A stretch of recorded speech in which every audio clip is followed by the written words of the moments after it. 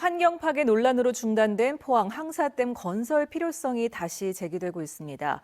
올여름 오천 지역의 만간 수돗물 사태와 또 반복되는 수해를 근본적으로 해결하기 위해서는 댐은 환경 파괴라는 이분법적인 논리에서 벗어나야 한다는 지적입니다.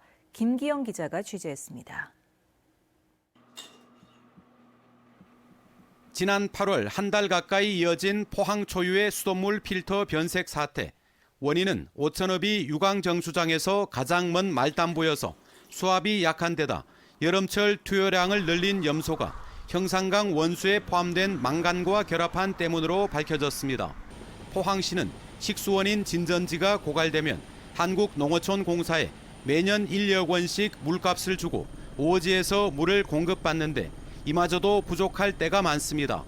인구가 급격히 증가한 오천읍에 댐 건설이 대안이라는 게 포항시의 판단입니다.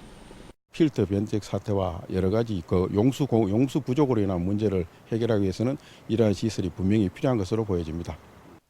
댐 건설의 또 다른 이유는 반복되는 냉천의 수해 예방입니다. 고향해강 정비 사업이 추진되면서 2017년엔 16억 원, 지난해에는 23억 원, 올해도 6억 원의 복구 예산이 들어갑니다. 매년 수십억 원의 세금을 수장시킨 셈입니다.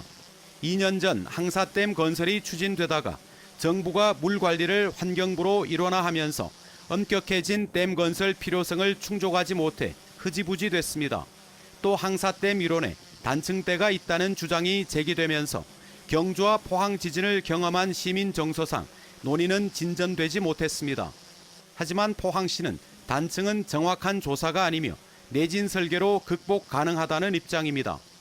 지금 포항에서 말하는 활성 단층은 정확한 근거가 없습니다. 그리고 또 설사 단층 위에 어떠한 큰 댐을 짓더라도 우리 대청댐 같은 경우에는 아무런 문제가 없습니다. 오천읍 주민 19,000여 명은 지난해 댐 건설 서명을 받아 환경부에 전달하기도 했습니다. 우리가 영구적인 어떤 방지를 위하여 국가 예산을 참 아깝게 생각한다면은 제가 생각하는 이 항사댐을 하나 더 만들어 가지고 포항 냉천과 비슷한 여건인 경주 북천은 이번 태풍에 상대적으로 피해가 적었습니다. 하천 바닥이 급류에 패이면서 보나 어도 시설이 유실되기는 했지만 잔디구장이나 자전거 도로까지는 물이 차오르지 않았습니다. 기록적인 강우에도 불구하고 하천 둔치 체육시설은 멀쩡합니다. 상류에 있는 보문호와 덕동호가 수해 예방에 역할을 했기 때문입니다. 오어지의 유역 면적은 2,700헥타르로 덕동호의 절반인데 담수량은 12분의 1에 불과해 오어지 하나로는 수해를 감당할 수 없습니다. 홍수 조절 기능이라는 측면에서 보면 거의 없다고 보시면 되겠고요. 상류 부위에 이러한 물을 절여할 수 있는 시설물의 추가적인 설치가 필요한 것으로 4대강 보철거 논의가 진행되는 마당에 댐 건설은 신중해야 마땅합니다. 하지만 수해에 따른 예산 낭비를 줄이고 안전한 수돗물을 먹고 싶은 지역 주민들의 염원을 충족할 대안이 절실합니다.